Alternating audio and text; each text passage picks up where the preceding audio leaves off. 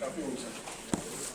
तो क्या जो हम लोग दिन में बात कर रहे थे ना, entrepreneurship and if somebody is thinking कि 40,000 का जॉब बेटर और मतलब मैं इतना लेट आया तो मुझसे भी लेट आया।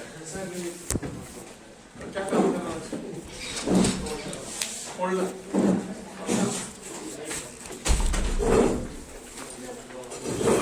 चलो तो क्या करना है, गेट 100 फार्मर्स और हर फार्मर के पास अगर 1 एकड़ है तो 100 एकड़ हो जाएगा आपके पास, राइट?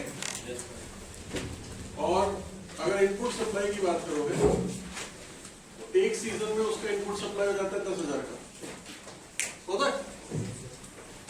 एक फार्मर का एक सीजन का इनपुट सप्लाई लगभग 10,000 का होगा। 2 बार सीजन होगा तो एक फार्मर हो गया तो 20,000 का होगा। और कितने फार्मर्स हैं ऐसे? 100। ये कितना हो गया? 2 लाख हुआ।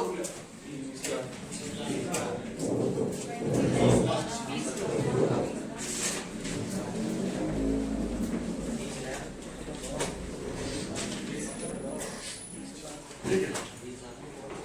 फिर आउटपुट अगर परचेज में जाते हैं, कोई भी 1 एकड़ में कुछ भी उगाता है लगभग, अगर देखा जाए तो उसका जो प्रोडक्शन, अगर बिल्कुल बेसिक स्टेपल फूड की बात करो ना, आपका धान हो गया, गेहूं हो गया, मकाई हो गया, अगर उसकी भी बात करते हो तो 1 एकड़ में लगभग कितनी पैदावार हो जाती है? उससे कितना होता है प्रोडक्शन मतलब value in terms of market value? 60-70 हजार होता है गेहूं की? अरे गेहूं चावल 1 एकड़ में कितना उगता है? सर एवरेज 15 से 20 का आता है पर क्विंटल। हाँ, फिर उसको बेचोगे लोएस्ट को 20। हाँ, मतलब कितने का बेचोगे?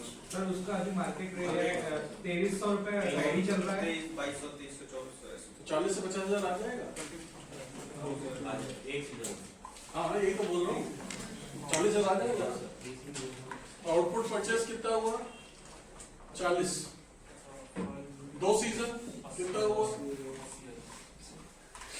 और 100 फार्मर्स है तो कितना हो गया? ठीक है। जितनी कंपनियां तुमको नौकरी देंगी वो सब क्या करती हैं? वो 5% यहां पे बनाती है और 3% यहां पे बनाती है।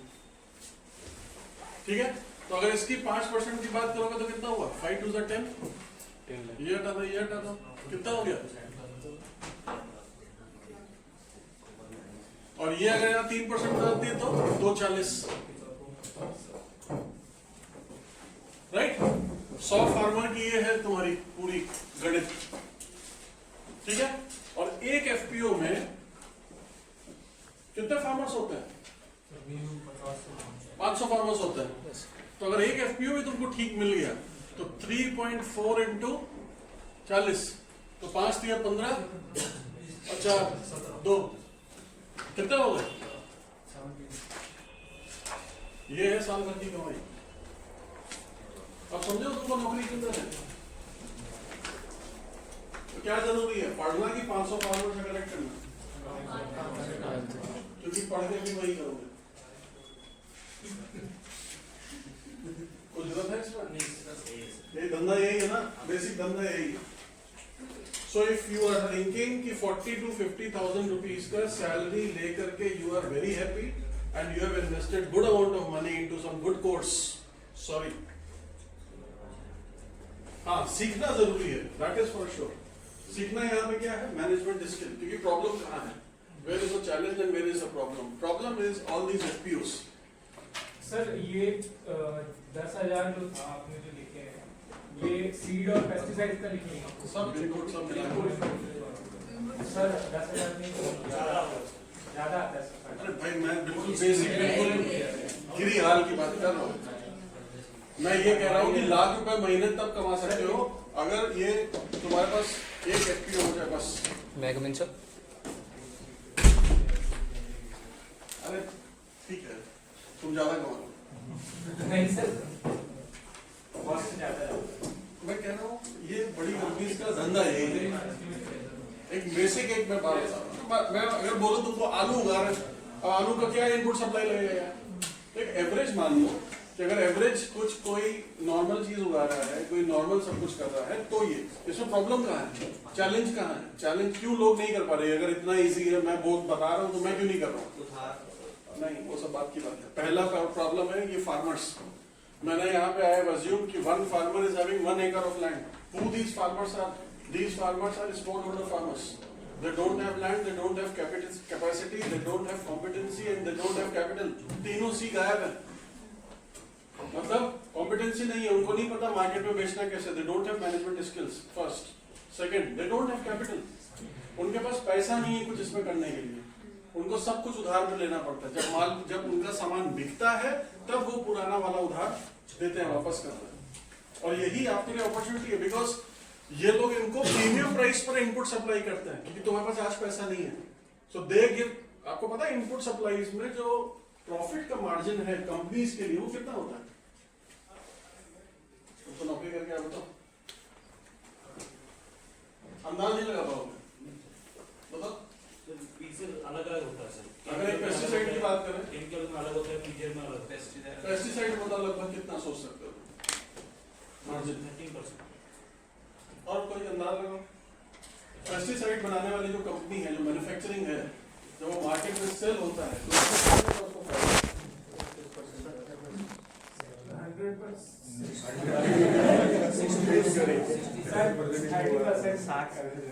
30% तो पता है क्या देगा? मैन्युफैक्चर तो कर रही है 3 फिगर में, पहले बात समझो, 3 डिजिट्स में है, ठीक है? और वहां तक नहीं पहुंच पाओगे जहां है 3 डिजिट में है, मतलब 100% से ऊपर ही की बात कर रहा हूं। और ये जो 30% 40% बता रहे हो, ये पता है क्या? ये है होलसेलर से इसकी प्राइस, उससे मार्केट की प्राइस। जो कंपनी बना रही है उसको 600% का फायदा होता है, 6 गुना। बहुत सी कंपनियां बनाती है और बहुत सी कंपनियां पैकेजिंग करती है। मैन्युफैक्चरिंग वाली अलग कंपनी है। मैं मैन्युफैक्चरिंग की बात कर रहा हूँ। केमिकल अलग होता है उसके अंदर। हाँ, बट उसके बाद भी 250-300% का प्रॉफिट है। हाँ, अगर मान लो मैं कंपनी से बनाने वाले से ले करके खुद की पैकेजिंग करके उसको नीचे भी करूं, तब भी 250-300% का प्रॉफिट है, इससे कम नहीं है। And that is why all these people who are sales head, national head, उनकी जो सैलरी है वो 2-2 करोड़ रुपए होती है, because they are handling all this. जो आपका प्लांट ब्रीडर होता है, वो उसकी जो सैलरी है ना, वो ऐसी नहीं होती कि सिर्फ सैलरी होती है। They have shares in the company. वो कंपनी के मालिक के बराबर बैठ करके बात करता है, क्योंकि अगर उसने छोड़ दिया और जिस कंपनी को ज्वाइन किया, all that information, all that जिसको हम बोलते हैं ना IPR, इंटेलेक्चुअल प्रॉपर्टी, वो सारा का सारा लेकर के नई कंपनी दे देगा। अंडरस्टूड? कुछ समझ आया?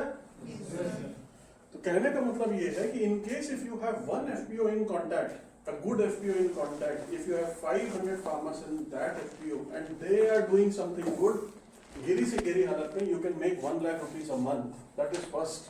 Second, आपके पास कॉम्पिटेंसी यहाँ पे सीख रहे हो, स्टार्ट अ प्रोसेसिंग यूनिट, जो कहीं नहीं कोई करता, और सिर्फ प्रोसेसिंग करने से आपके जो प्रॉफिट है ना, अगेन 100% बढ़ जाएगा। सिर्फ प्रोसेसिंग से आपने मान लो मशरूम कल्टीवेशन सबको कराया, इन सब की दम है क्या? इन फार्मर्स की दम है कि डायरेक्टली फार्मर्स जाकर के मार्केट में लिंक कर सके? उनको नहीं आता। क्यों नहीं आता? बिकॉज मैनेजमेंट स्किल्स नहीं है, कॉम्पिटेंसी गायब है। दूसरा, उनको क्या नहीं आता? मशरूम को कैसे पैक करना है, पैक करके कैसे ग्रेड करना है, सॉर्ट करना है, फिर कौन सा मशरूम कहाँ बिकेगा, मटन मशरूम कहाँ जाएगा, दूसरा वाला कहाँ जाएगा। They don't have this knowledge, right?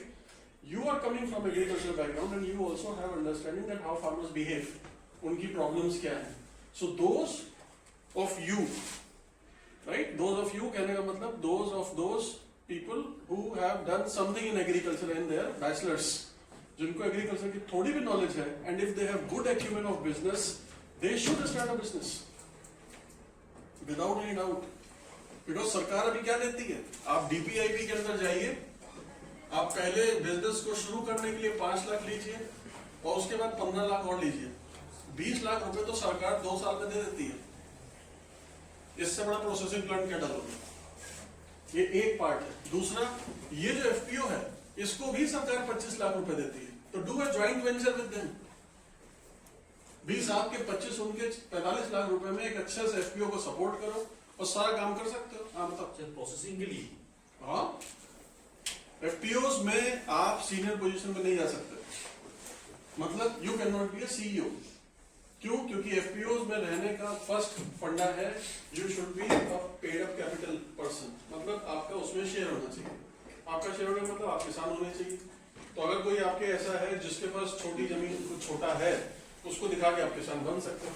But चक्कर क्या है कि if you have paid 7.5-8 lakh रुपए यहाँ पर फीस, तो आप इसमें बहुत छोटे घरों से तो नहीं आ रहे, ठीक है।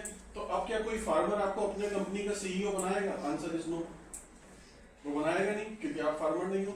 और अगर बनाएगा तो 20,000 रुपए सैलरी देगा, तो वहां पे क्या फायदा है जाने का? अगेन देयर इज नो फायदा। बट क्या कर सकते हो, फार्मर्स को अगर अटैच किया अपने प्रोसेसिंग प्लांट से, उसको बोलो कि तुम्हारे बदले में सब कुछ हम करेंगे, मतलब इनपुट सप्लाई भी हम तुमको देंगे। आप एग्रीगेट करो सारे इनपुट्स को, और मेन जो मार्केट है जहां से आता है उससे बात करके आप लो और आप उनको बेचो। You become a vendor for them, machine के लिए, इनपुट के लिए, परचेज के लिए। तो तुम्हारा जो फायदा है वो कितना है? प्रोसेसिंग का भी अपना फायदा मिलेगा, और उसके बाद ये जो है ये अलग है। अपनी जेब से क्या लगा? अपनी जेब से कितने पैसे लगे?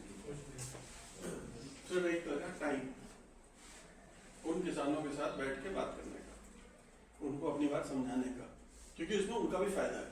वो फायदा कैसे है? मान लेते हैं ये इनपुट सप्लाई 20,000 रुपए की साल की लेता है ओपन मार्केट से, उधार पर 3 महीने की उधारी है, 3 मंथ्स का उधारी at the rate of 10% per month. गांव में सैकड़ा चलता है ना, 2 रुपए सैकड़ा, 3 रुपए सैकड़ा, यही चलता है।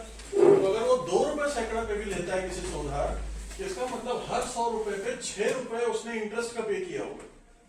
तो 20,000 रुपए के ऊपर कितना पे किया होगा? 1,200 रुपए। इसका मतलब ये माल उसको बिका कितना पे होगा? 19,000 के आसपास, मान लो 18,800 के आसपास, 18,800, राइट।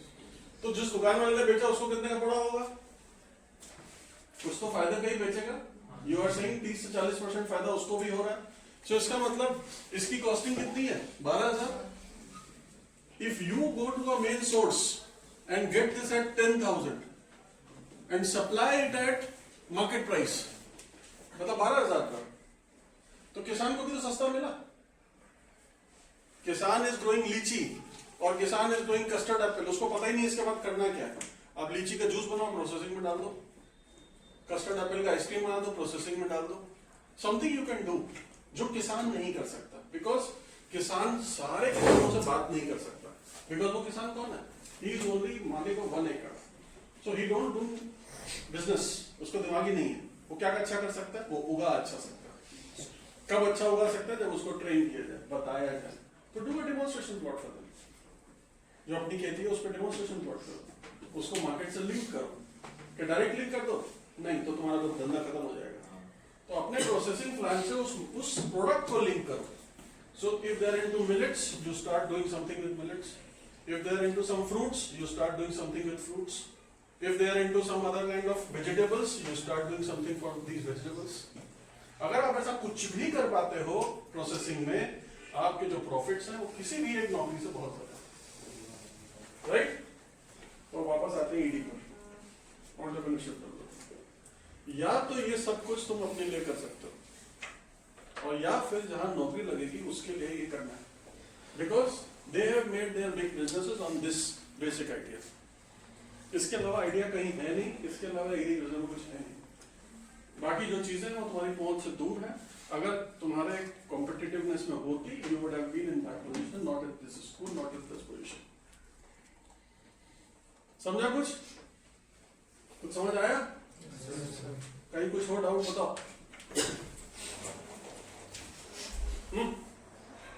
कोई डाउट? तुमको तो है कुछ, बताओ। किसको? तुमको तो पीछे, तुमको तो ठीक है। तो इस पे गलत तो नहीं बता रहा हूँ मैं? नहीं हो सकता है, बताओ तो। लेकिन जो सर एफपीओ है, तो एफपीओ तो सर खुद सर फार्मर को सब कुछ देता है। बाकी एफपीओ कौन है? किसकी है? फार्मर ने खुद मिलके बनाई हुई है, और फार्मर को उसको चलाना नहीं आता। सर हमारे साइड में तो एनजीओ चलाते हैं। एनजीओ को सरकार ने पैसा दिया है, एनजीओ ने सरकार को पैसा दिया, सरकार ने एनजीओ को पैसा दिया, तुम एफपीओ बनाओ, बिकॉज सरकार वहां नहीं बना सकती है, करेक्ट? तुम्हारा काम क्या है? क्या तुमको लगता है कि उस एनजीओ में जो काम करने वाले लोग हैं वो तुमसे ज्यादा समझदार है? तुम जाके मिलो किसी एनजीओ से, अभी फील्ड पे गए हो कि नहीं? अभी सर वो फंड निकालने के लिए बना देते हैं, पैसा कमाने। ये सच्चाई है। इसका मतलब क्या हुआ? उनकी they have that short sightedness, they are not able to see this big धंधा, उनके मतलब का भी नहीं है, बिकॉज ना तो उनके मार्केट कनेक्शन है, ना उनको एग्रीकल्चर की नॉलेज है। What they have is they have big कटोरा, राइट? और वो हर बार बोलते हैं इसमें डालो पैसा तो मैं फार्मर का उत्थान करूंगा। So they are not into business, they are into welfare. Welfare is not a business, try to understand. Welfare is always donation led, but market linkage is not donation led, it's profit led. अगर आपको मूंगफली के दाम अच्छे यहाँ नहीं मिल रहे तो कहाँ बेचोगे? जहाँ अच्छे मिल रहे हैं। So what you need to do is NGO might be able to go 50 kilometers and sell this product, right? You can go up to 150, 1000 kilometers also. तो अगर आप कुछ ऐसा उगवाते हो जो वहां कोई उगाता नहीं है और उसको एक ऐसी जगह बेचते हो जहां वहां वाला कोई बेच नहीं पाता है, there is a business for you. भाई तुम अपना नया मार्केट कैसे पुश करते हो? आपको कोई पेस्टिसाइड बोला जाता है जाओ इस ज्योग्राफी में ये पेस्टिसाइड बेचो, इसका मतलब क्या है? वहां पर ऐसा पेस्टिसाइड बेचने वाले क्या और लोग नहीं होंगे? होंगे, बट फिर भी उनका मार्केट कैसे तोड़ते हो? तोड़ते हो ना मार्केट, पता करते हो, जुगाड़ लगाते हो, फ्री की स्कीम देते हो, कुछ घुमाने का वादा करते हो, कुछ उसकी शॉप में रखवा देते हो, घर पे कोई गिफ्ट पहुंचा देते हो, ये सब करते हैं। सारा कुछ करने का रीजन क्या है? रीजन है अपने मार्केट में अपने प्रोडक्ट को पुश करना, राइट? यहाँ पे आपका काम अभी भी वही रहेगा, आपको अपने प्रोड्यूस, ऐसा नहीं है मेहनत कम है, but the fact is you are not doing this job for somebody else. अगर 10 साल जॉब करोगे तो उस कंपनी में मालिकाना हक तुम्हारा कभी नहीं होगा। उसको जिस दिन लगेगा कि तुम्हारा बहुत हो गया उस दिन लात मारेगा और भागेगा, ठीक है? लेकिन अगर वो कंपनी तुम्हारी है तो ये प्रॉब्लम कभी नहीं आएगा। Should I translate it into? आया समझ? हाँ, जैसे एक एफपीओ में 500 ये तो सीधे बिजनेस की बात कर रहे हैं, बता। तो जैसे 500 लोग हैं मेरे साथ अगर, और वो तैयार है कि हाँ ठीक है हम एफपीओ को लेंगे, मुझे कंसल्टेंट को 20,000 रुपए पर डे पे, मैं बताऊंगा कैसे चलाना है। समझ गए कहाँ आ रहा है? चलो और वो सर मतलब इन्वेस्ट तो इनिशियल इन्वेस्टमेंट को कुछ करना मैं पड़ेगा। डेली के 20,000 25,000 की निकल लेता हूँ। सर 7.5 दे दिए सर कॉलेज, हाँ? 7.5 कॉलेज को दे दिए। क्या चीज? 7.5 वो बिजनेस की बात कर रहा है। सर 5 साल तक की गवर्नमेंट देती है 50%। हाँ, अच्छा सर एफपीओ नाबार्ड के थ्रू भी चलते हैं ना? अगर किसी को ये लग रहा है ना कि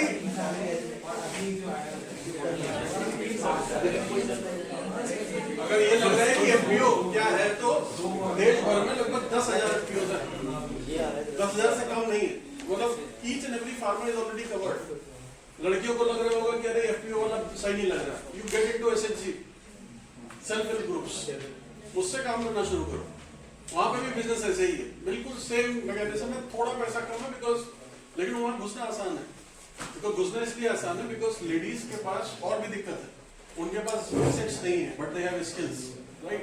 तो अब वो कुछ ना कुछ बनाते हैं but they don't know how to sell, where to sell, और उसको तो ये भी नहीं पता है इसका सही प्राइस क्या होगा। So good part of converting it into business is कि तुमको उसका प्राइस पता है। जैसे अगर आप गुजरात जाओ, भुज, ठीक है, भुज में जाकर के यू ट्राई टू परचेज ना, वो जो क्या बोलते हैं उसको, एक लहंगा चोली होता है और जो वहाँ की नहीं, वो क्या बोलते हैं, कांच लगा हुआ नहीं कपड़ा जो होता है, अगर उनसे पूछोगे कि इसका बेसिक प्राइस क्या है तो वो तुमको सही प्राइस बताएंगे because they know how to use mobile and they have Amazon on their mobile phone and they will check and they will tell you, right?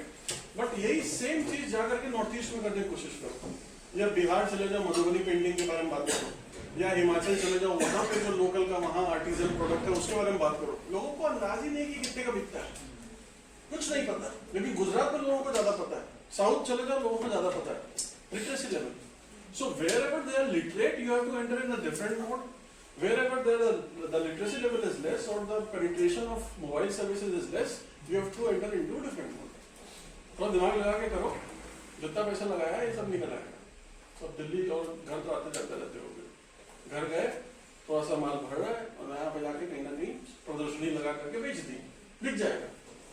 जितने में आपका काम चल जाएगा, आपकी फीस निकल आएगी, ठीक है? बट दिमाग खुला रखना पड़ेगा,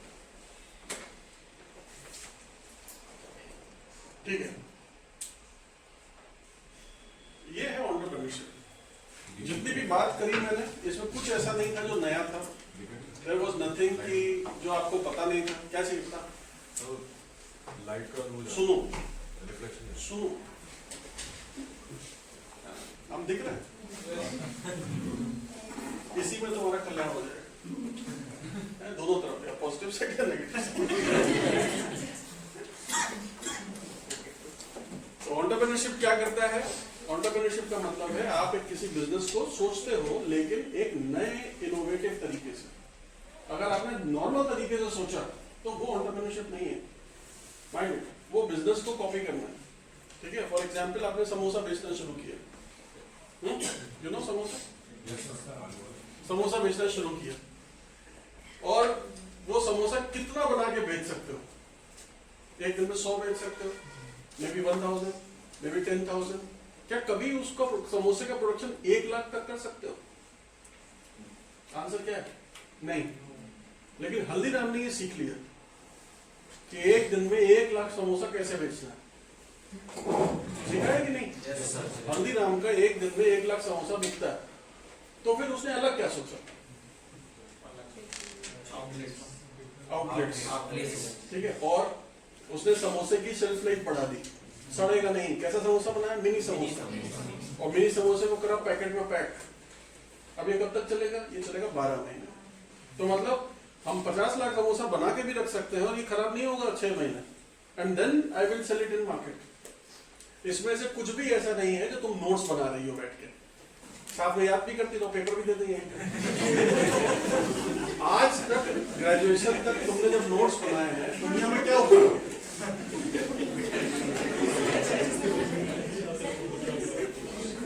अरे मुझे बताओ उसका।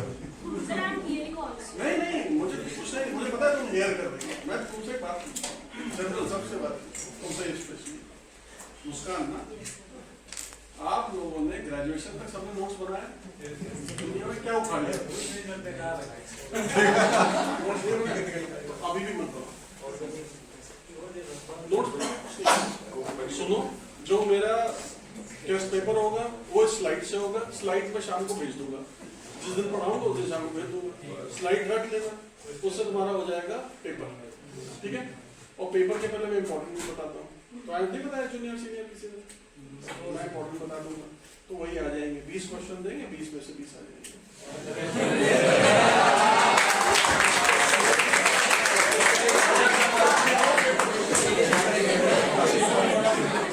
और जो ना है तो हम बता देंगे कि मैं मजाक नहीं कर रहा। फ्लो टूटेगा तुम्हारा समझने से, डोंट डू इट। वो भी बैठा जो मेन मार्क्स, देखो मार्क्स किस में मिल रहे हैं तुमको मैं बता देता हूँ, ठीक है? बाकी सारे मार्क्स बेकार है, बाकी मैं कॉपी चेक करूंगा अभी, ठीक है? आपका इंडिविजुअल असाइनमेंट और आपका ग्रुप प्रेजेंटेशन, इस दो के बेसिस पे आपके सारे मार्क्स हैं, ठीक है? Most of the questions in the question paper will be on the basis of case. I will give you a small case and then I will make you a CEO of a company and you have to write कि अब तुम क्या करोगे। I will make you operations head उसी case में, अब तुम क्या डिसीजन लोगे और क्यों। I will make you finance head and then I will ask you ये डिसीजन लिया तो क्यों लिया। तो ऐसा कुछ किसी नोट में मिलेगा, तो सिर्फ सुनो, ठीक है? कुछ चक्कर नहीं पड़ो, ये वीडियो वैसे पढ़ा दो, क्या नोट सुनो। मेरी बेटी को काला स्केच पेन, हरा स्केच पेन, उसको बॉक्स में पतली, मेरे समझ नहीं आया। तो एंटरप्रेन्योरशिप का मतलब क्या? Party is about to over. कहाँ रह गए? किसकी? वो क्या चल रहा है? सेक्रेटरी में सेक्रेटरी बन रही हो? स्पोर्ट्स क्लब की। चलो आ जाओ।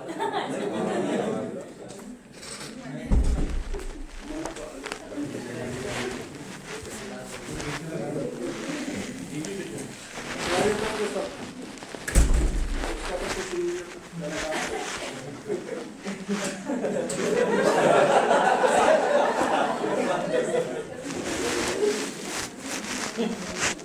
पता मैंने क्या सुना? पता है? तो पता नहीं है तो मत सुनो। ठीक है, तो एंटरप्रेन्योरशिप में क्या है? Either you innovate your product और यू इनोवेट योर प्रोसेस और you innovate the way you deliver your business. ठीक है, ये चीज के अलावा कुछ नहीं आप करते। तो समोसा बनाना is a very basic thing. ठीक है, द प्रॉब्लम विद समोसा बनाना इज अगर मुझे आता है यू कैन कॉपी, राइट? तो क्या ये बिजनेस को हम एंटरप्रेन्योरशिप में ले जा सकते हैं या इस बिजनेस को बस एक सेल्फ एम्प्लॉयड की तरीके से यूज करें और छोड़ दें? बताओ कैसे? डिफरेंट वैरायटी के समोसे बनाने उसके बाद बनाओगे तो तब भी 10,000 पर डे, उससे ज्यादा कैसे करोगे? आउटलेट उसको तो बहुत पैसा चाहिए, वो कैसे करोगे?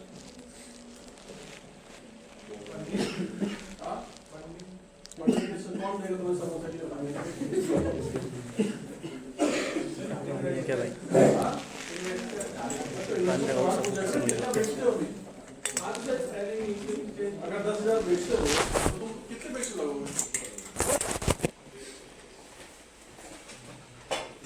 बोलो अंदाज लगाओ। जब अंदाज ही लग रहा है तो कुछ भी लगा दो। But this is how businesses fail. Your business plans fail, right?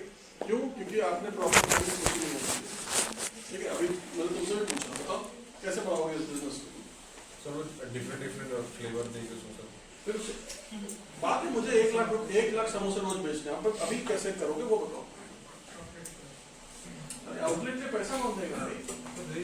आप भूल रहे हो, हल्दीराम का primary business was not samosa. Try to understand. Haldiram का primary business is dalmoth, right? They got into this shop वाला चीज, क्यों? फिर वहां समोसे आलू वाले की बात हो रही है, सुबह तो वो मिनी समोसा ही चल रहा था। तो पैसा कहां से कमाया? इन्वेस्टर आ गया था, लोन ले लिया? नहीं, खुद का पैसा। बट ऐसा क्या हुआ that Haldiram started their outlets. क्यों कोई बिजनेस अपना आउटलेट शुरू करता है? Haldiram, Haldiram, Lakme, VLCC, Javed Habib, all these are combination of products and services together. क्यों? इसकी जरूरत क्या है? To reach more customers. Quality demand तो ज्यादा साबुन की भी है, बट उसका तो कोई नहीं है ना। हाँ, क्वालिटी भी टाइम पे मिल जाती है।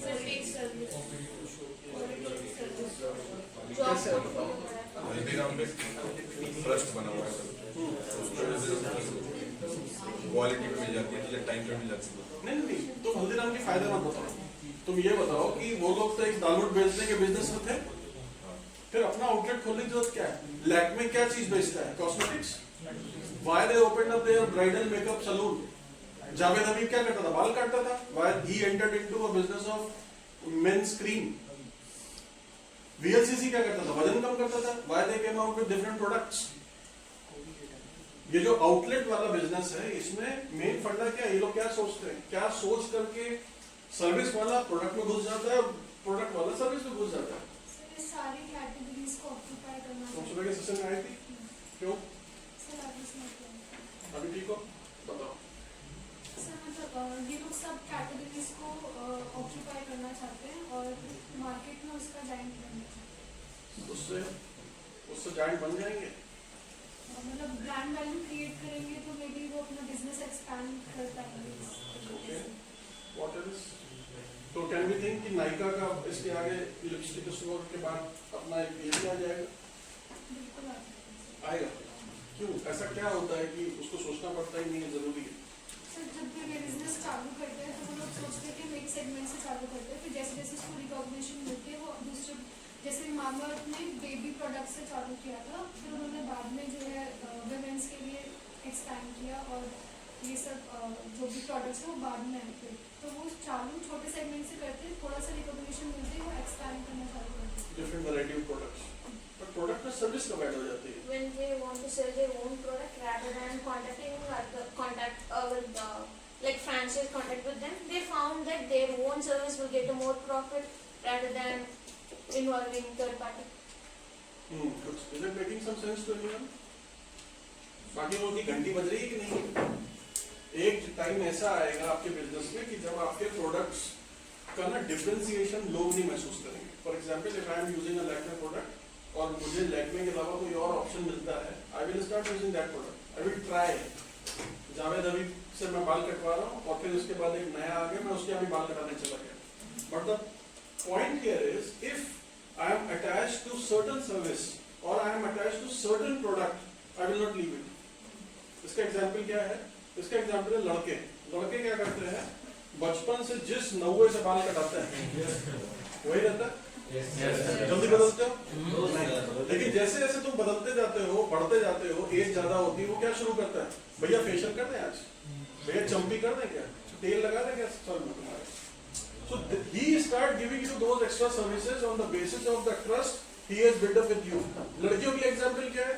आप लोग हर सिटी जा करके ढूंढोगे आईब्रो अच्छी बनवाना है और बदलते हो जल्दी नहीं बदलोगे. क्यों नहीं बदलते? तो हम लोग इसमें क्या प्रोडक्ट की बात हो रही है? सर्विस. तो जब सर्विस कैटेगरी में यू मेक अप एक जगह, करेक्ट, उसके बाद आपको प्रॉफिट निकालने की जगह ही नहीं होती.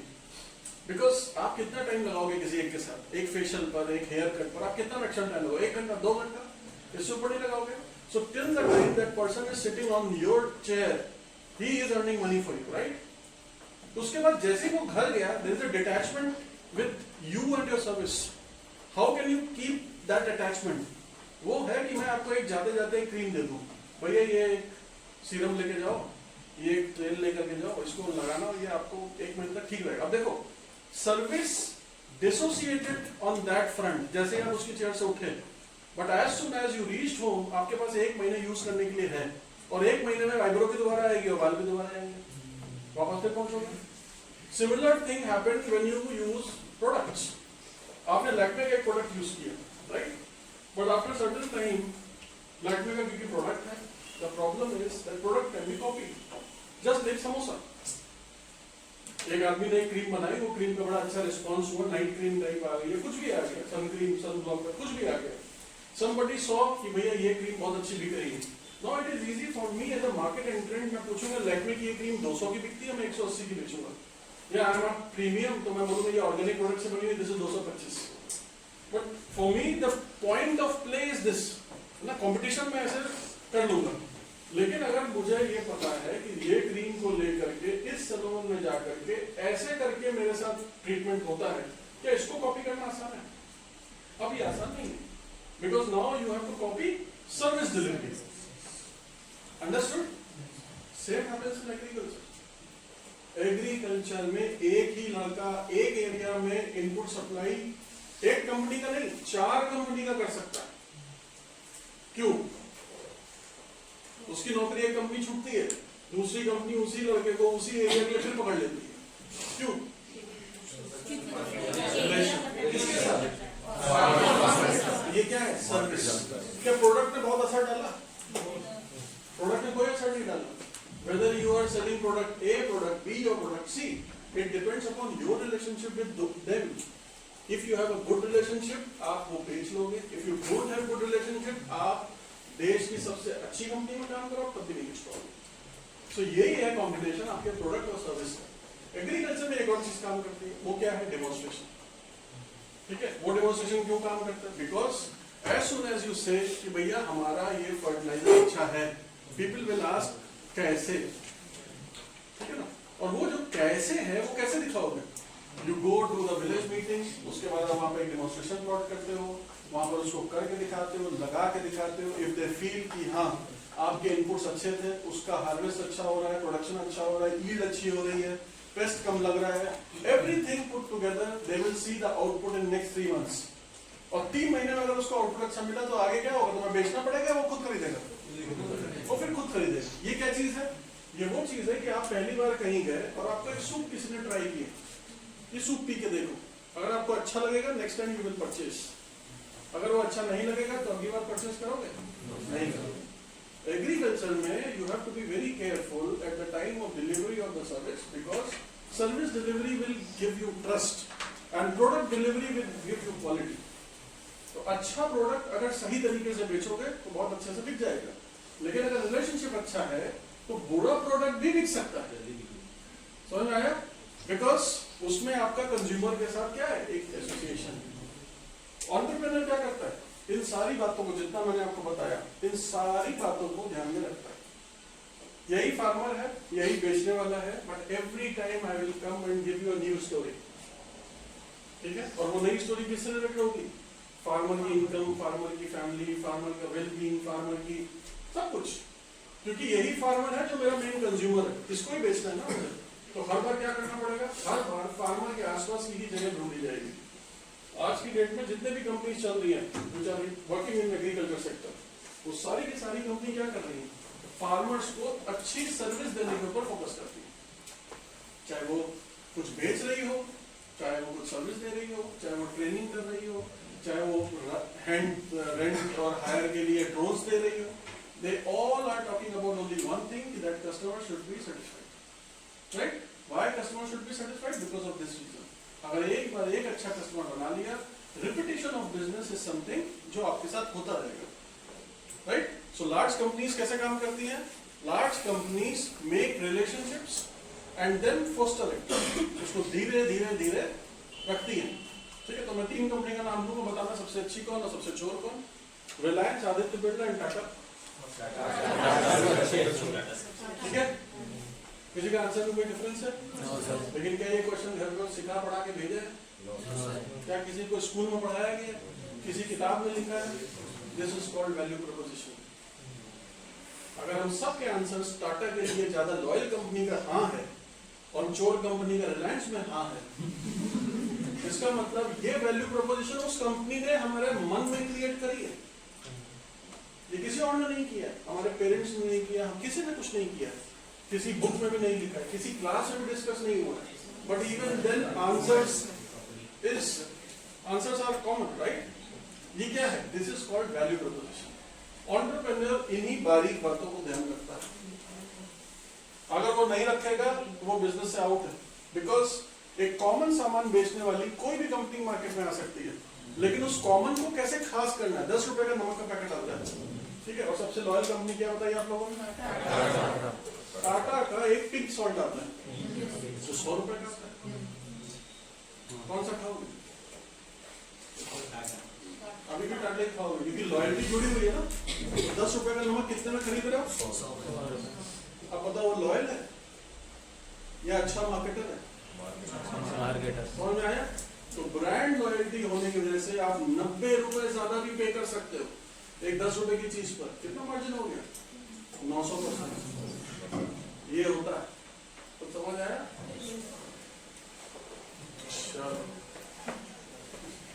अभी बुद्धि खोल दूंगा मैं तुम्हारी, ये बात नहीं। अब इसको पढ़ लो, अब तुम पढ़ो और इसको समझो और इसको रट लेना एग्जाम के हिसाब से, बाकी कुछ नहीं।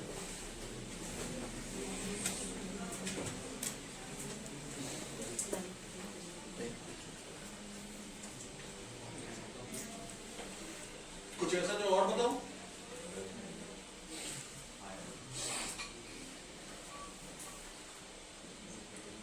तुझे बहुत नींद आ रही है? नहीं आ रही? क्या था लंच में? चावल खा।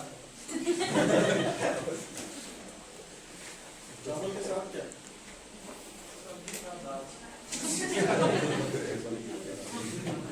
पूछेंगे खाना कैसा था तो कहते खराब, और खाया कितना जितने से नींद आए। ठीक है, कुछ और चाहिए इसमें?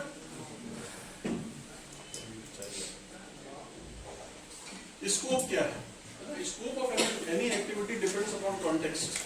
अगर मैं बोलूं कि हमारे जो बिजनेसेस का जो एक बेसिक है ना प्रेमाइसेस है किसी भी बिजनेस का, वो प्रेमाइस होता है उसका रॉ मटेरियल।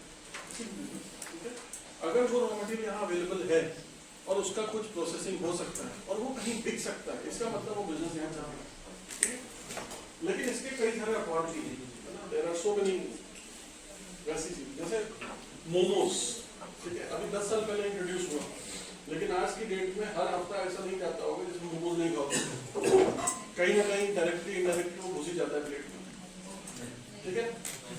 जो नहीं खाते हैं वो बोर हो गया होंगे खाते खाते, इसलिए नहीं खाते, कभी नहीं खाए। नहीं हमने खा पाए। अच्छा यहाँ नहीं, दुख है इस बात। बट मोमोज के साथ एक बड़ी खास बात जुड़ी हुई है, आपको पता होगा जितने लोग भी मोमोज बेचते हैं वो मोमोज बनाते नहीं है, ठीक है, बनता है कहीं और, स्टीम होता है कहीं और बिकता है। तो देखो बिजनेस किसके लिए क्या है ना, किसके लिए एंटरप्रेन्योरशिप है यहाँ पर। एंटरप्रेन्योरशिप उस आदमी के लिए जो एक जगह सेंट्रलाइज लोकेशन में सारे मोमोज बनाता है, वो एंटरप्रेन्योर है, क्योंकि उसको समझ में आ गया कि बेटा अगर तुम्हें 30 रुपए के 6 बेचने हैं ना, तो उस आदमी की दम नहीं है इसको बना के बेचने की, जो अपना सिर्फ मोमोज का ठेला लगा है, because it's a consumption business. शाम तक कितने मोमोज बेचने हैं? 10 लाख, है ना। मैं अगर अपने मोमोज बना करके बेचूं तो शाम तक 100 बेच पाऊंगा, राइट। तो अगर 100 प्लेट भी बेचा और एक प्लेट में 8 होते हैं तो शाम तक कितने बिकेंगे? 800, और एक प्लेट में 10 रुपए ज्यादा बचेगा नहीं, 15 बच जाएगा, तो 800 इंटू 15 कितना हो गया? ऐसा लगा लो, इससे ऊपर का कुछ है नहीं, है ना। अगर इससे ऊपर का बिजनेस नहीं है तो मैं कभी बड़ा आदमी बन सकता हूँ क्या? मैं तो छोड़ ही रहूंगा इससे। तो मुझे क्या चाहिए? मुझे चाहिए एक लेबर। लेबर कौन सी? जो शाम को 7 बजे उसको उबालना शुरू करता है, स्टीम करना, और रात के 9 बजे तक उसके मोमोज खाली हो जाते हैं। It means you are doing it in your part time job, as your part time job, right. It is not your complete livelihood activity. So because you have chosen to work on it for 4 hours, getting at the end of the day 1200-1300 महीने के 10,000 is okay, correct? But then, where is the opportunity? Opportunity is कि जो एक बना करके पूरे city में supply कर रहा है, उसने एक अपना क्लाउड किचन टाइप का खोला, वहां पर दिन में 10 लाख मोमोज बनाए, और फिर वो 10 लाख मोमोज उसने सुबह गाड़ी उठाई और डिस्ट्रीब्यूट करता चला गया सुबह से शाम तक। उसके सब उसको उबालना शुरू किया, स्टीम करना शुरू किया, और फिर सबने बेचना शुरू किया। ये जो मोमोज बच जाते हैं इसका क्या होता है? हाँ? शाम को कलेक्ट होते हैं, फ्रीजर में जाते हैं, और अगले दिन वापस फिर बढ़ जाते हैं। जो 2 दिन पुराने हो जाते हैं उनको वो लोग हटा देते हैं। कितना हटाते हैं मतलब मुझे नहीं पता, बट ऐसा बताते हैं कि हटाते हैं। सो द पॉइंट इज कि आपकी एक पेरिशेबल आइटम में भी एक जगह किसी ने ये बिजनेस ढूंढा कि हाँ ये, क्योंकि सारे लोग नहीं बना सकते, जो बेच रहे हैं वो नहीं बना सकते, they can not invest their whole day, so what can be done कि मैं तुमको दूंगा, तुम्हें सिर्फ बेचना है। आप पानी के पुचके वाले का भी पकड़ लो, सब यहाँ पे जितने हैं वही है, ये सारे पानी के पुचके वाले जाते हैं, एक मसाला लेते हैं, तो पानी में कितना मिलाना है वो लेते हैं, पानी के पुचके लेकर के आते हैं, मटर आलू उसको घर से उबाल लेते हैं। पुचके किसी से बने हुए मिलते हैं, वो घर पे पुचके नहीं बनाते, बिकॉज वो साइज और वो शेप, ये पता है सब मशीन के बने हुए, सारे मशीन के बने हुए पुचके।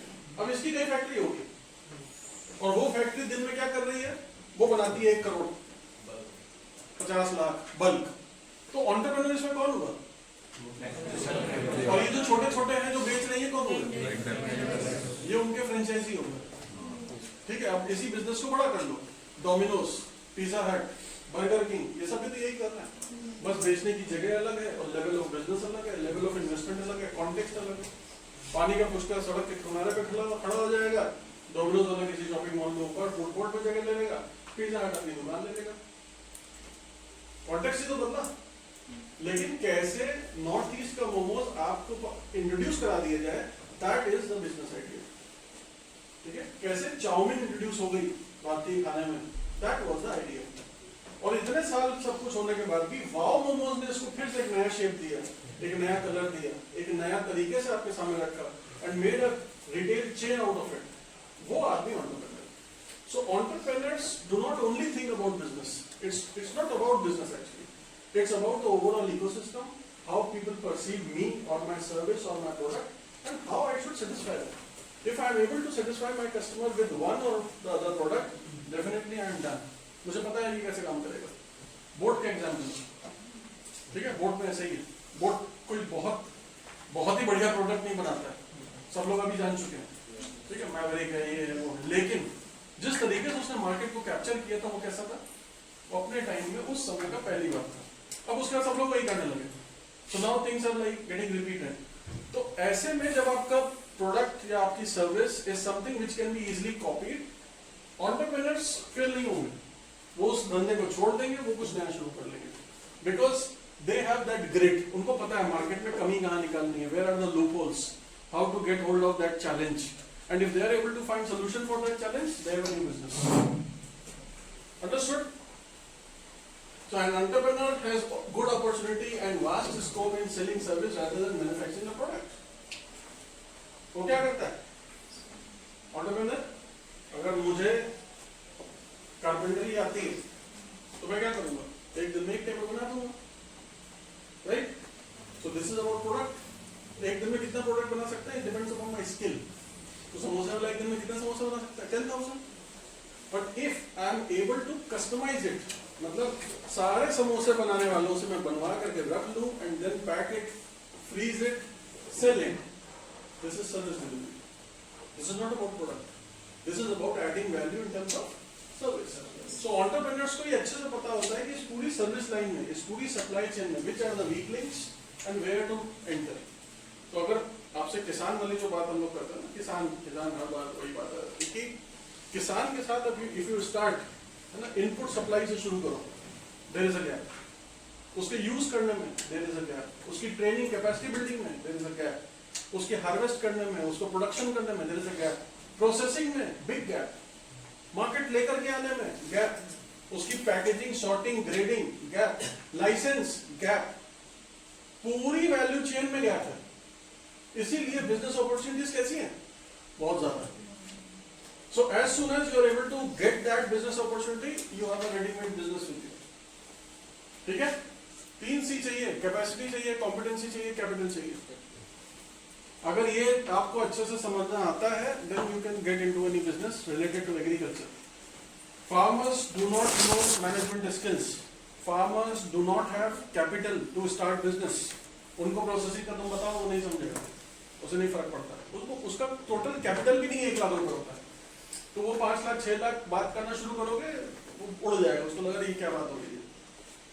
So if you, after doing MBA, if you have these management skills, if you have some backup of money, if you know how to get money from government, or if you know how to get money from any investor, तुम्हारा काम हो गया। क्योंकि तुम एक ऐसा area जानते हो जहां पर बहुत सारे लूपहोल्स है पूरे सप्लाई चेन में, पूरी वैल्यू चेन में। Add value there and then do your business. ठीक है? The entrepreneur can achieve better results if the size of a business is small. छोटा संभालना आसान है, एंड ऑलवेज छोटे से ही शुरू होगा। ठीक है, छोटे से ही शुरू होगा। तो अगर हल्दीराम ने सबसे पहले क्या आलू के समोसे बनाना शुरू किया, आंसर इज नो। हल्दीराम ने पहले दाल मोट बनाना शुरू किया, दाल मोट का स्टैंडर्डाइजेशन किया, उसके बाद उसको पैकिंग करना अच्छा किया, लेकिन देखा कि हल्दीराम के जैसी हल्दीराम करके एक और पैकेट बिक रहा है। ठीक है, फिर दूसरे सिटी में चंदीराम बिकने लगा, फिर चौथे सिटी में बादशाह नमकीन बिकने लगा, 5वें में कोई और बिकने लगा। अब problem, so if you understood this problem, तो आपने क्या किया, अब आपने अपने स्टोर्स खोले, और स्टोर खोलने से क्या हुआ, जिस हल्दीराम को आप जानते थे, now you can see him, feel him, eat it, वहीं के वहीं जाके खा सकते हो। ठीक है, तो क्या बीका जी भुजिया वाले का भी ऐसे स्टोर खुल सकता है? नहीं, बिकॉज बीका जी क्या बेच रहा है, भुजिया बेच रहा है, उसका नाम के साथ अटैच हो गया, क्या अटैच हो गया, बीका जी भुजिया। अब उसके क्या वैरायटी ऑफ प्रोडक्ट्स आ सकते हैं, मुश्किल है, बिकॉज आपने अपनी ब्रांडिंग ही वैसे करी। तो now there is a problem. किसानों के साथ क्या है, 1 साल के अंदर प्रोडक्ट चेंज हो जाता है। आप किसान अभी कुछ भी उगा रहा है, आपका व्हीट उगा रहा है, पैडी उगा रहा है, चना उगा रहा है, किसी भी टाइप का पल्सेस उगा रहा है, you go to him, tell him, ask him, अच्छा ठीक है कितना प्रॉफिट बना रहा है, उसने बोला साल का 1 लाख बना रहा है, give him a new crop, tell him about the new crop, about new harvesting technique, about new flowing methods, कुछ भी नया बता सकते हो। इफ दे आर रेडी, वो अपने 1/4 लैंड में उसको उगा लेगा तुम्हारे बोलने पर। बहुत सारे फार्मर्स यहाँ बिहारी साइड में उन्होंने सब्जी उगाना शुरू कर दिया कि नहीं भैया पौधे में नहीं करेंगे, अच्छा ठीक है तुम बहुत कह रहे हो तो ऐसा करते हैं, एक तरफ उगा लेंगे। तो how they started with 25% of their land giving for ओकरा, ओकरा इज भिंडी, ठीक है, भिंडी के साथ 25% लैंड से शुरू किया, और उसके बाद क्या होगा? आज की डेट में सिर्फ भिंडी उगाता है। Right no Bihar is like कि देश में सबसे ज्यादा भिंडी अगर नहीं पैदा होती है और बाहर स्टेट्स में जाती है तो बिहार है। इस तरीके से बैंगन है, बैंगन की एक वहां ऐसी वैरायटी निकलती है जो जिसका भरता बनता है, चोखा, ठीक है ना, गोल वाला। तो अब उसमें कीड़ा भी कम लगता है, उसका भरता अच्छा बनता है। तो all in all what you have done कि फार्मर्स को उसका फायदा बताया कि भाई देखो इसको बेचने से अच्छा होगा। नाउ रिमेंबर, आपने किसी को कुछ प्रोड्यूस करा लिया but you have not given market to him, will it succeed? नहीं। इसका मतलब backward linkage and forward linkage दोनों बहुत जरूरी है। इस सब के बीच में फाइनेंशियल लिंकेज, अगर उसको पैसा नहीं टाइम पर मिल रहा है, उसकी क्रॉप का किसी तरीके का इंश्योरेंस नहीं है, उसको सही ट्रेनिंग नहीं मिल रही, उसको सही कैपिटल नहीं मिल रहा है, मार्केट नहीं मिल रहा है, अगेन सब कुछ फेल हो जाएगा। और यही सारी कंपनीज करती हैं, वो अपना माल बेचती हैं और वहां से भाग जाती है। एंटरप्रेन्योर ऐसा नहीं कर सकता। एंटरप्रेन्योर अपने काम को छोटा रखे, कंट्रोल करे, कंट्रोल करके फिर बड़ा करता है, ठीक है। उसके बाद ही जो तुम लोग इन्वेस्टमेंट कह रहे हो, इन्वेस्टमेंट तभी आएगा अगर तुम्हारे पास 100 फार्मर हुए, 5 साल से 100 फार्मर तुम्हारे साथ काम कर रहे हैं, जैसा बोल रहे हो वैसा वो काम कर रहे हैं, then only people will put money in your company, otherwise they will not put. और ऐसा भी नहीं करना है बहुत सारा डाइवर्सिफाई। 1 साल में शुरू किया, 2 साल में स्ट्रॉन्ग किया, 3 साल में मार्केट सही किया, 4 साल में फेयर प्राइस लेकर के, 5वें साल में जाकर के इन्वेस्टर से बात करो, गेट लो मनी है, थोड़ा कम पैसे पे काम करो। लेकिन कम पैसे पे काम करने से लास्ट में जाकर के आपको बड़ा पैसा मिल जाता है, ठीक है।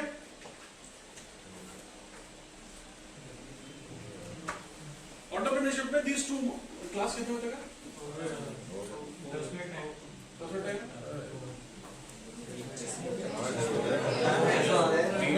लेट आया 3:25। अभी इसके बाद कौन?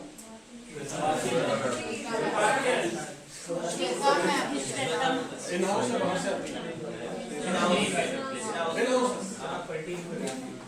एंटरप्रेन्योरशिप में 2 टाइप, ठीक है।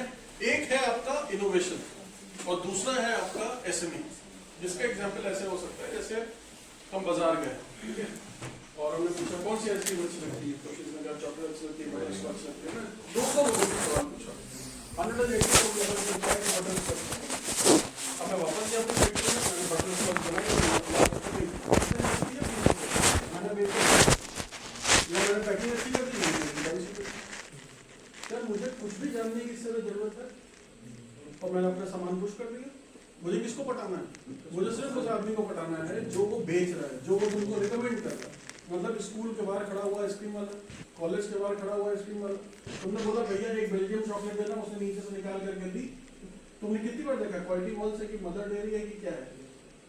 बहुत बार नहीं देखेंगे, ठीक है। बट दिस पर्सन नोज कि if I sell Mother Dairy का ice cream I will get 2 rupees, if I sell this brother dairy ice cream I will get 5 rupees.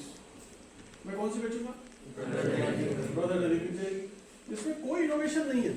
The only thing which I have done is I have copied certain thing, understood the business around it, and made it a business for me. Just for one thing. There is no value system associated with it. एक बार पैसा आ जाएगा उसके बाद मैं value system लेकर के आऊंगा। वहाँ पे वो स्टिक में मिलती थी, मैं कप में दूंगा, वहाँ कप में मिलती थी, मैं कोन में दूंगा, वहाँ कोन में स्टिक में दोनों मिलती थी, मैं किसी तीसरी चीज में ब्रेड के ऊपर लगा के दे दूंगा। ऐसे कुछ करते हैं। इनोवेशन में क्या है? इनोवेशन में I start getting some market intelligence. तो I will ask question from 200 of you and say कि भैया आइसक्रीम कैसी पसंद है?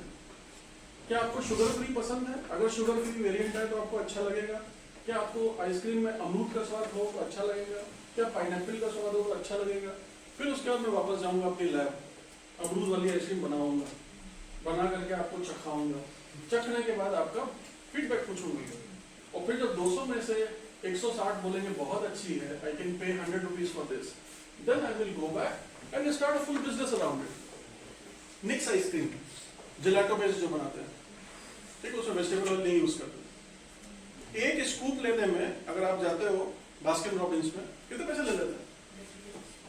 उसमें मैंगो डूड कितनी आती है? 20,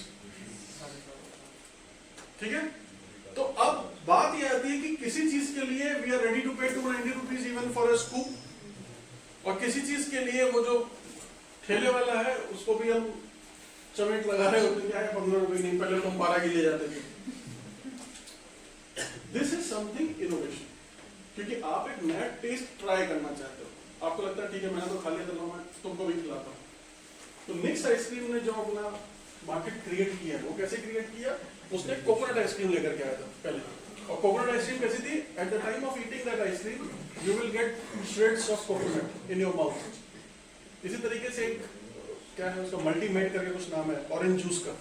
तो initially orange juice and mango juice, उसमें क्या था, उसमें उसके क्रैशेस नहीं होते थे, ऑरेंज के क्रैश या मैंगो के छोटे मोटे वो नहीं होते थे। बट दे हैव रियलाइज किया लोगों को ना पल्प नहीं आता मुंह में पीने में। अब देखो किसी ने सोचा होगा, है ना, और वो सोचने वाला ही देखो बिजनेस को कहाँ ले जाता है। तो क्या उसने सोचा कि अच्छा जूस पीने के समय ऐसा लगता है कि हमें कोल्ड ड्रिंक जैसी पीना है, इसको जूस का फ्लेवर कैसे मिल जाए, क्योंकि जूस आप जब पीते हो किसी से निकलवा के तो उसमें कुछ ना कुछ ट्रेसेस आ जाएंगे। तो व्हाट ही हैज डन, उसने बॉटल में वो ट्रेसेस डाल दिए, अलग से ही डाले होंगे 100%, लेकिन उसका वो बिजनेस क्लिक कर गया। ये है innovation, where there is no scope of copying it. हाँ, आपको कोई देखेगा और वो इसमें चला जाए, दैट कैन हैपन। तो ये कौन लोग कर सकते हैं, जिनके पास बहुत डीप पॉकेट्स हैं, जिसके पास आईपीआर के बहुत सारे रूल्स एंड रेगुलेशंस हैं, so that if somebody is copying you you can sue them. ठीक है, ये कौन करता है, थोड़ा बहुत पैसा है, धंधा करना जानते हैं, स्टार्ट ये वो लोग बोर्ड को देखकर बहुत सारे लोगों ने ये काम किया। ठीक है, लेकिन बोस के जो हेडफोन्स हैं वो अभी भी मार्केट में सबसे महंगे हैं, है ना। एप्पल के जो हेडफोन है वो भी महंगा है सबसे ज्यादा मार्केट में, क्योंकि एप्पल यहाँ पे आता है। एंड्रॉइड बेस्ड जो फोन्स होंगे वो अभी भी यहाँ आते हैं, लेकिन iOS बेस्ड सिस्टम्स होंगे वो यहाँ आते हैं। तो अगर इफ यू ड्रॉ एक कॉस्ट और टाइम का ग्राफ, तो क्या होगा, इसमें ज्यादा इन्वेस्टमेंट है, इसमें कम इन्वेस्टमेंट है। इसमें जिस दिन प्रोड्यूस करोगे उसी दिन से पैसा है, इसमें प्रोडक्शन के पहले भी पैसा खर्च करना है, because you are trying to find something new. So what is the full form of SME? Small and medium enterprises. ठीक है, तो यहाँ पे ये क्या दिखा रहा है, ये negative cash flow. Negative cash flow is your time of innovation, उस समय जो पैसा खर्च हुआ, ये नेगेटिव कैश फ्लो है। कहां से जाएगा, आपके पैसे, आपका खर्चा है, right.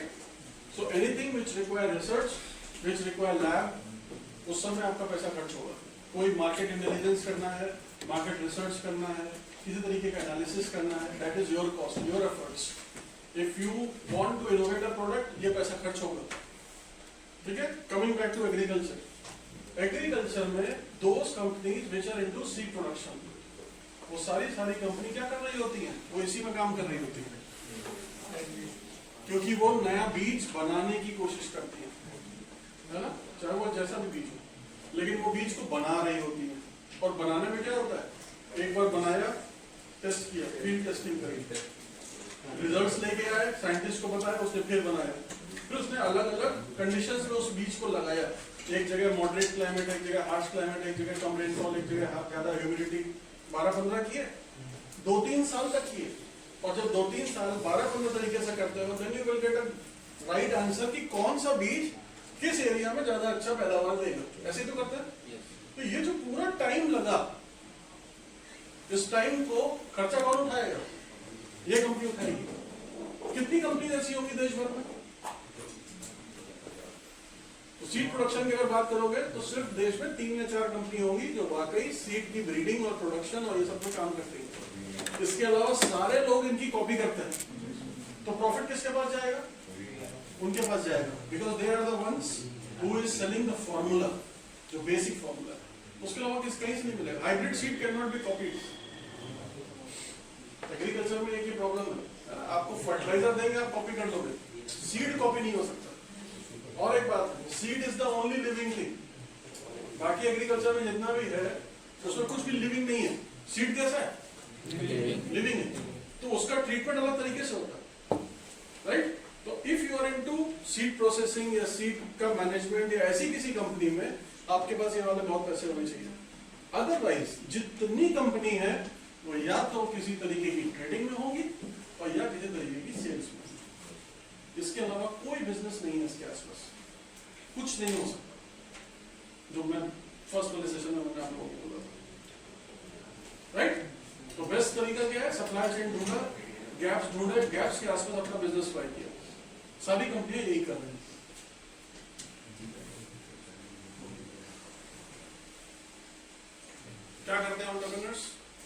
they create new business, add to national income, create social change, commit development. ये दो कैसे हैं? डायरेक्ट है, इनडायरेक्ट है? कैसे बताओ?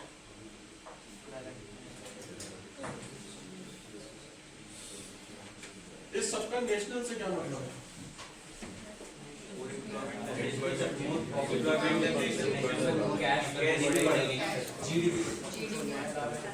अगर जीडीपी ऐसा लग रहा है तो एग्री जो है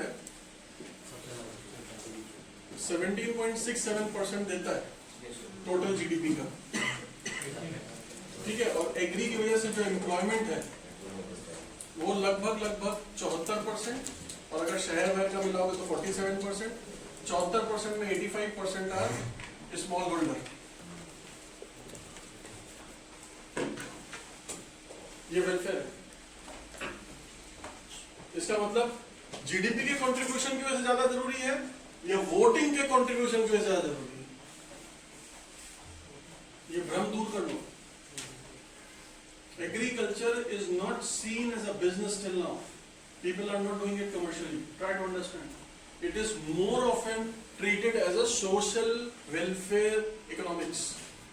Why? Because policy makers understand that if 70% of my population is still living in rural area and out of them 85% are smallholder farmers and dependent upon agriculture for their income, these are the people who are going to vote for me. इसीलिए farmer के लिए ज्यादा subsidies हैं, इसीलिए farmer के लिए ज्यादा welfare schemes हैं, और इसी फार्मर की एक बीवी है और वो बीवी के लिए भी एसएचजी बना देती है और एसएचजी को भी पैसा देते हैं। तो आपने क्या किया? एक घर में 2 वोट्स को इंश्योर किया, so that you should remain in power. Otherwise, agriculture as a sector is not adding much value to the nation. इसमें जो सर्विस है, मतलब आईटी इंडस्ट्री, आईटी जो है वो 47% है। इसमें जो पढ़ने वाला बच्चा है वो घर से 12 लाख रुपए लगाता है जिस दिन पहली 12,000 की सैलरी उठाता है, उससे पहले 12 लाख रुपए लगा चुका होता है। किसान का बेटा अगले दिन से ही पहली सब्सिडी ले चुका होता है, 18 साल का होता ही एक ट्रैक्टर ले लेगा, एक किसान क्रेडिट कार्ड बनवा लेगा। सो एक तरफ हम उसको सपोर्ट कर रहे होते हैं और दूसरी तरफ हम उसको चूस रहे होते हैं। इसकी इनकम पर कोई टैक्स नहीं है, इसकी इनकम पर टैक्स है। इसका बिजनेस है 18% टैक्स है, इसका बिजनेस है कोई टैक्स नहीं है। इसका एक्सपोर्ट करते हो जीएसटी लेते हो, इसका एक्सपोर्ट करते हो कोई जीएसटी नहीं है। तो ये क्यों है? ये वेलफेयर, राइट। तो एग्रीकल्चर में काम करने का दूसरा फायदा, आपका सब कुछ फेल होने के बाद भी किसान हमेशा फायदे में। मतलब अगर आप माइक्रो फाइनेंस कंपनी में हो और अगर आप किसी को लोन दे देते हो और वो किसान है और अगर आपका वो लोन वापस ना करे, आप उसके ऊपर मुकदमा नहीं कर सकते। समझ में आया? कुछ समझा? So why agriculture is not adding more value to GDP? क्या रीजन है?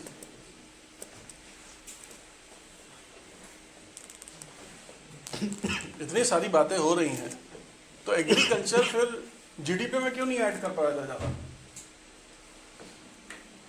क्योंकि हम लोग इसकी प्रोसेसिंग नहीं करते, हम लोग इसका एक्सपोर्ट नहीं करते, हम लोग इसमें कमर्शियल नहीं करते, हमारा इसका जो मार्केट प्लेस है वो सही से नहीं लगा। सप्लाई चेन इश्यूज हैं, गोडाउन के इश्यूज हैं, इंफ्रास्ट्रक्चर के इश्यूज हैं, फार्मर पढ़ा लिखा नहीं है। फायदा किसको होता है? फिर आप देखोगे जितना एग्रीकल्चर सेक्टर है उससे ज्यादा बड़ा आपका कंजम्पशन सेक्टर है। और कंजम्पशन सेक्टर का मतलब क्या होता है? Food related. तो फूड यहाँ पे आ जाता है, लेकिन एग्रीकल्चर यहाँ पे रहता है। फायदा कौन बनाता है? ये कंपनी है जो आपके मैदे से बिस्किट बना रही है, रस बना रही है, ब्रेड बना रही है, दूध लेकर के पैकेट में भर के बेच रही है। इनको ज्यादा फायदा है, फूड एंड बेवरेजेस। ठीक है, क्यों? क्योंकि वो उसमें वैल्यू ऐड करते हैं। आपका यहाँ पर क्यों एमएसपी चाहिए होता है?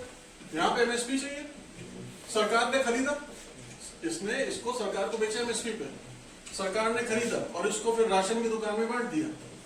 लेकिन कितनी क्रॉप्स के लिए? 1, 2, 3, 4, 5 क्रॉप्स के लिए। बाकी क्रॉप्स कहाँ जा रही हैं? बाकी क्रॉप्स यहाँ जा रही हैं और ये उस क्रॉप को कन्वर्ट करते हैं। तो फ्लाइट में हवा में उड़ते हुए 40 ग्राम की एक सूजी का पैकेट देता है और उसमें गर्म पानी ऐड करता है और वो हम बड़े खुशी से 450 रुपये दे देते हैं। 80 ग्राम 70 ग्राम का है वो पैकेट सूजी का, ठीक है, और हम खुश हैं उसको पे करने में क्योंकि हमको हवा में खाने को मिल रहा है। लेकिन उस किसान से पूछो जिसने वो सूजी बनाई है, उसकी सूज गई बना देता क्या उसको ये प्राइस मिल सकता है? वो एक्सपेक्ट कर सकता है कि ऐसा प्राइस मिल जाए उसको? कभी नहीं। आलू 2 रुपए किलो, 2.5 रुपए किलो, 50 पैसे किलो भी मैंने बिकता देखा है आलू, ठीक है, और उसका सड़ जाता है। कैसे बिकता है? आप बिहार चले जाओ, कोई मंडी सिस्टम है नहीं, ठीक है, तो वो गाड़ी में भर के लाता है और वो बोलता है भैया एक ट्राली हमारे पास है। कहता अच्छा ठीक है, कितने में दोगे? 10,000। ठीक है, ढूंढते हैं, शाम तक कोई मिलता नहीं।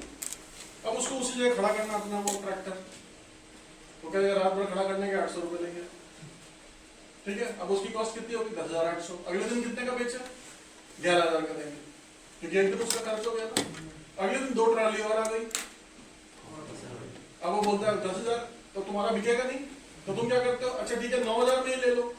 अब उसने तीनों को खड़ा रखा, रुको और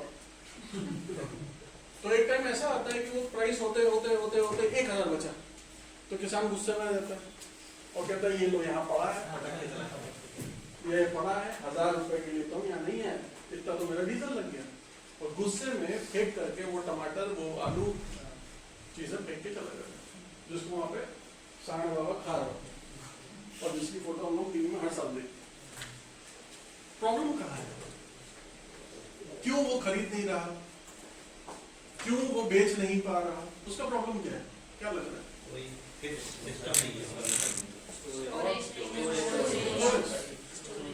होता क्या है कि ये किसान है, ये एक मीडिएटर है, इसको आगे भी तो किसी को बेचना है, इसके पास खुद के वेयर हाउस नहीं है भैया, इसके पास वेयर हाउस नहीं है। ये क्या करता है? ये तब तक आपसे खरीदता नहीं है जब तक बेचने की जगह फिक्स ना हो जाए। खरीद कोई रहा नहीं है, और ये तो है चालाक, ये बिजनेसमैन है, इसको तुम्हारे वेलफेयर से एक रत्ती फर्क नहीं पड़ता। उसको क्या है? उसको अपने बिजनेस में प्रॉफिट कमाना है, ठीक है। ये एंटरप्रेन्योर भी हो सकता है, एक बिजनेसमैन भी हो सकता है।